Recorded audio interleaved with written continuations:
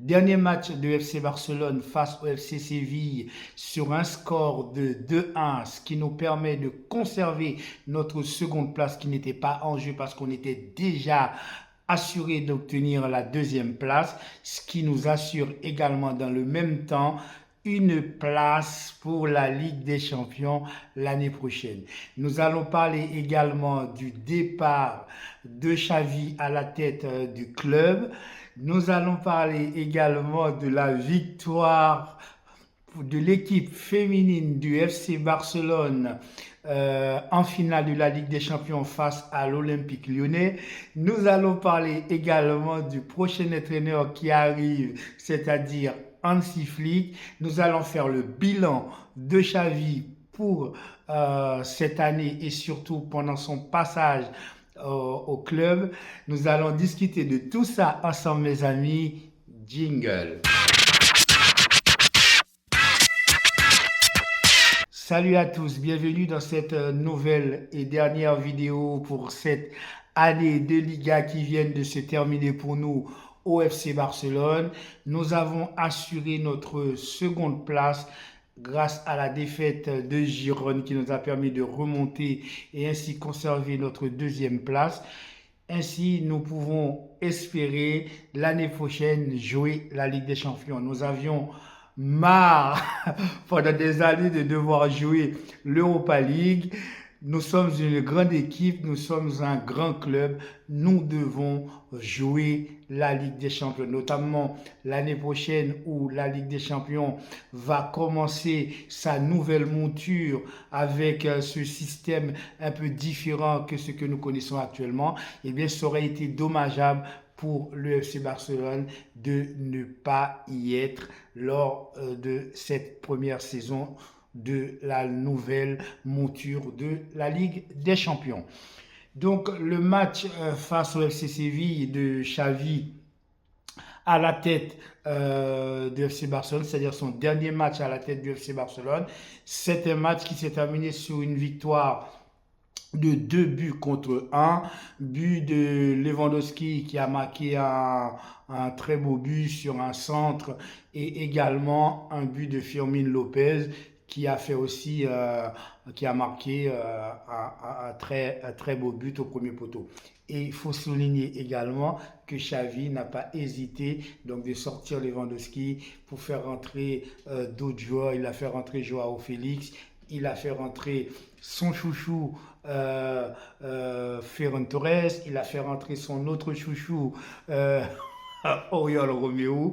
Donc hier soir, Xavi a distribué les derniers bonbons, les derniers gâteaux, les derniers cadeaux de son passage sur les bancs du FC Barcelone en faisant jouer un petit peu tout le monde, en donnant des minutes de jeu à tout le monde.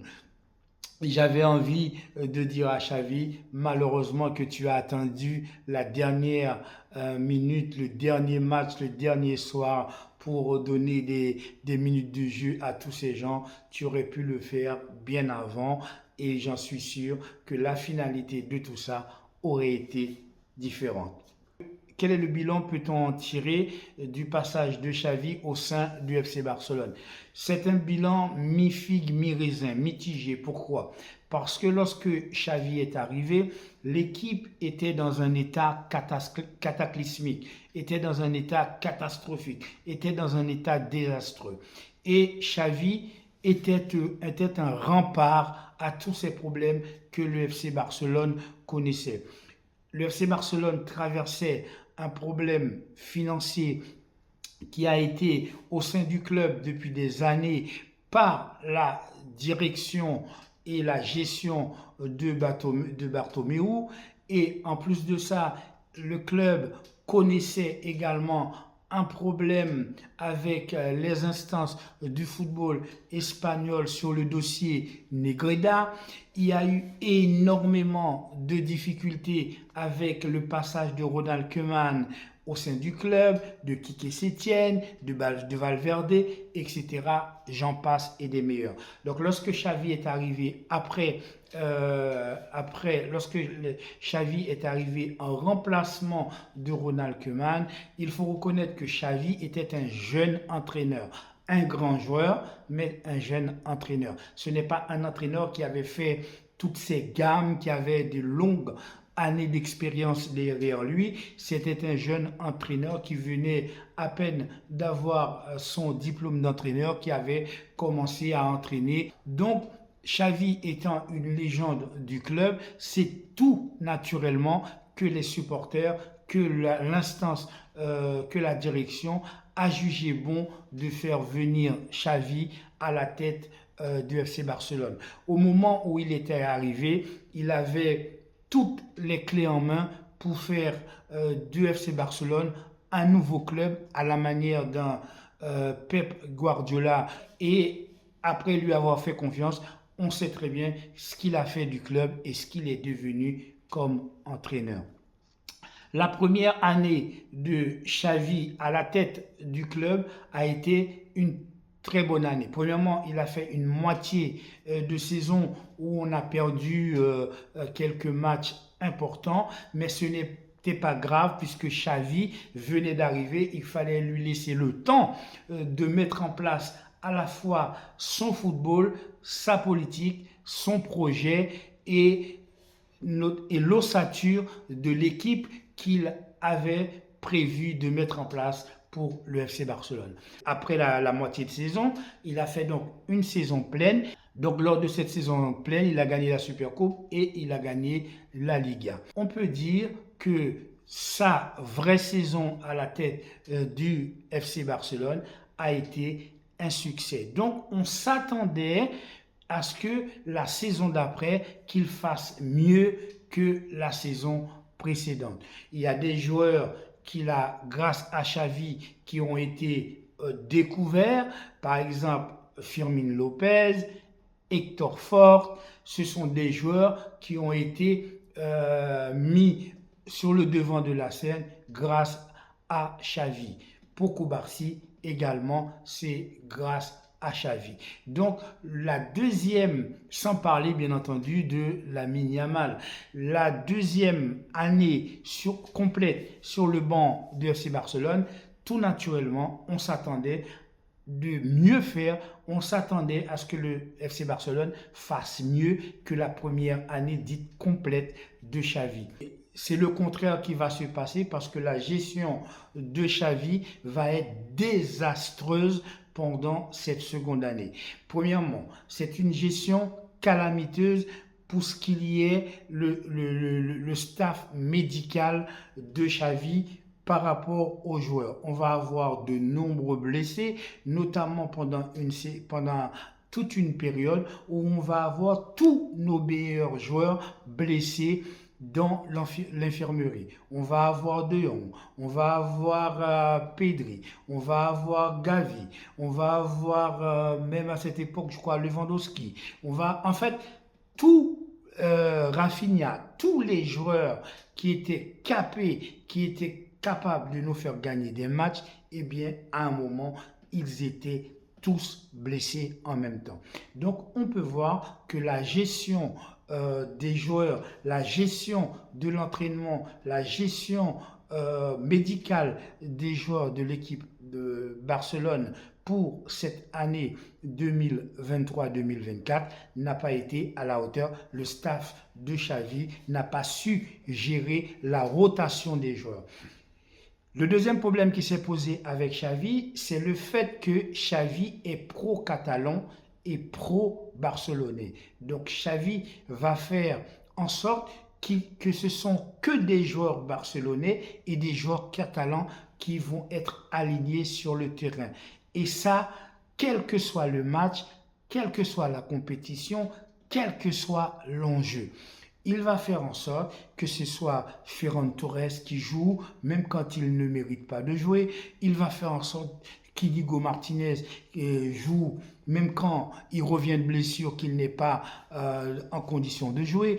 Il va aligner Oriol Romeu pendant de nombreux matchs où on va perdre ces matchs à cause des problèmes ubuesques d'Oriol Romeu, et il ne va pas prendre conscience que le football, ce n'est pas une affaire de nationalité, ce n'est pas une affaire de régionalité, c'est une affaire de compétences, c'est une affaire de groupe, de qualité du groupe, de performance à la fois en équipe et à la fois individuelle.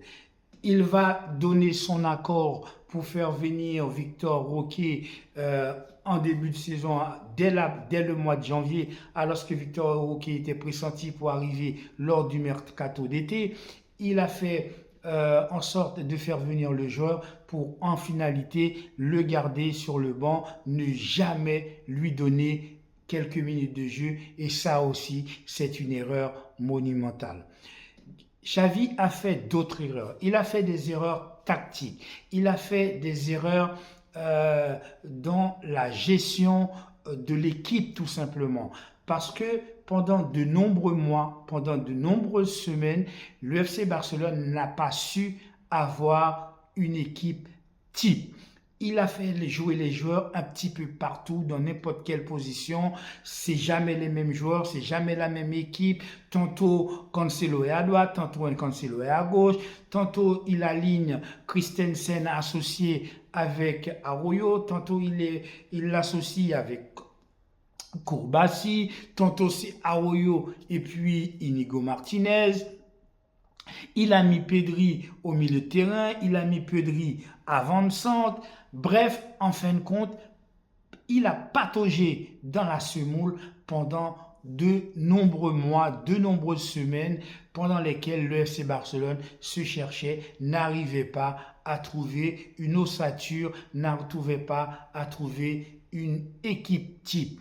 Et à cause de ça, il y a eu des problèmes d'automatisme entre les joueurs, ce qui fait que le FC Barcelone a été quasiment la pire défense de la Liga cette année, et au niveau de l'attaque, on a été aussi une très mauvaise attaque parce que nous avons été l'équipe qui a raté le plus de buts.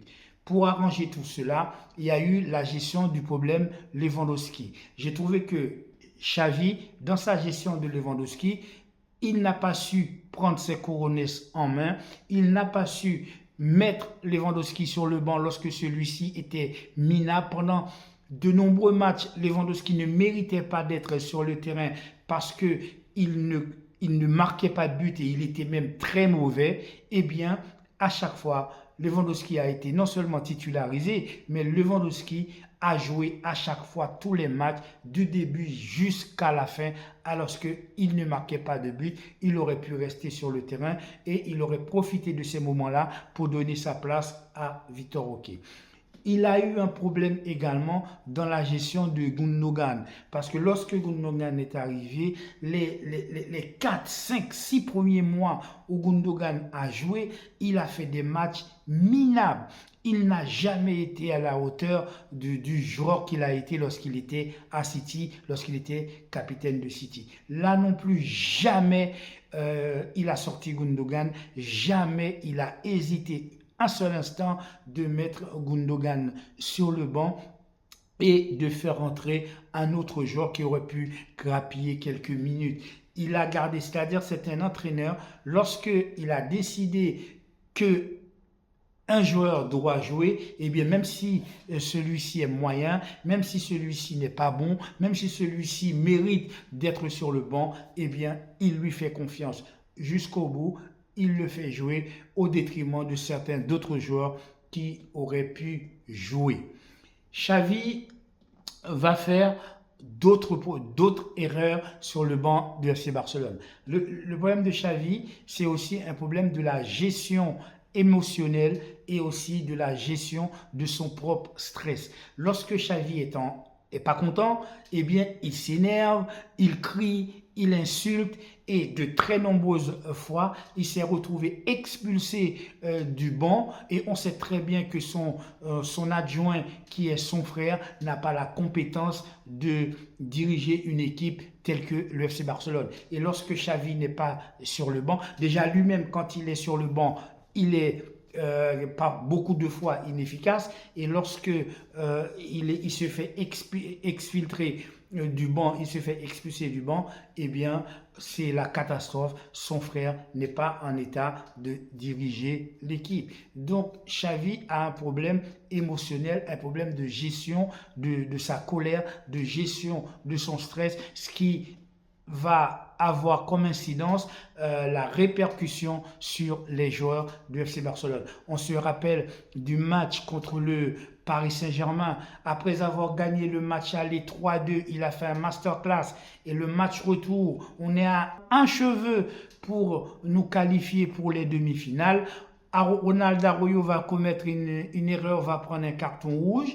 Alors qu'on est encore qualifié parce qu'il n'y a pas eu de but encore à ce moment-là pour le Paris Saint-Germain. Nous sommes à 10, c'est vrai, mais on a 2 buts d'avance. Combien d'équipes ont déjà réussi à gagner un match en étant à 10? Ça s'est déjà produit. Donc à ce moment-là, Xavi devait se calmer, prendre les choses en main, prendre des bonnes décisions pour essayer de conserver le score, ne serait-ce que faire en sorte de faire un match nul, bref, de conserver le score. Eh bien ça, il n'a pas été capable de le faire. Bien au contraire, il a fait du Xavi, il s'est mis en colère, il a pris un carton rouge, un autre membre de son staff a pris un carton rouge et en finalité, nous avons été ridiculisés à la face du monde, à la fois par le Paris Saint-Germain, à la fois par un Kylian Mbappé qui était complètement nul sur le terrain, qui s'est permis de faire un doublé avec un penalty et un autre but dans les arrêts de jeu. Donc, c'est la faute uniquement à Xavi de sa gestion qui fait qu'on a perdu ce match. On peut aussi se rappeler le match qu'on a perdu contre Girone. Là aussi, ça a été la faute de Xavi. On a perdu aussi le Classico face au Real Madrid. Là aussi, c'était à cause des erreurs de Xavi, des erreurs de gestion, des erreurs sur la composition d'équipe, sur la tactique mise en place. Tout cela était dû à Xavi.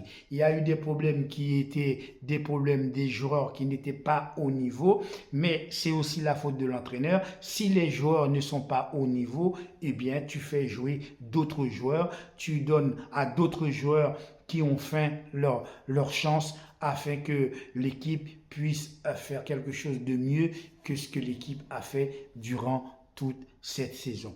Donc, bilan de Xavi pour moi, c'est un bilan mitigé parce qu'en 2 ans et demi à la tête du FC Barcelone, il a gagné une Liga et une Supercoupe et il a raté 4 titres cette année, plus il en a raté 2 titres lorsqu'il a pris l'équipe en début de saison.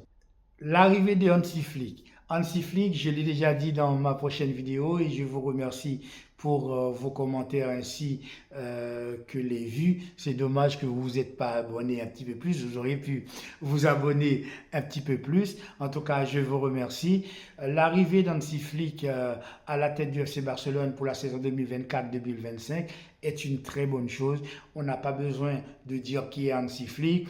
Ancien entraîneur du Bayern de Munich. C'est lui qui nous a infligé le 8-2 qu'on a pris, cette déculottée face au Bayern de Munich. Il a gagné le sextuplé avec le Bayern de Munich. Il a été l'entraîneur également de l'équipe nationale. Donc Hansi Flick, c'est quand même quelqu'un qui a énormément d'expérience et c'est un entraîneur aussi de caractère, c'est un entraîneur de très bon jeu.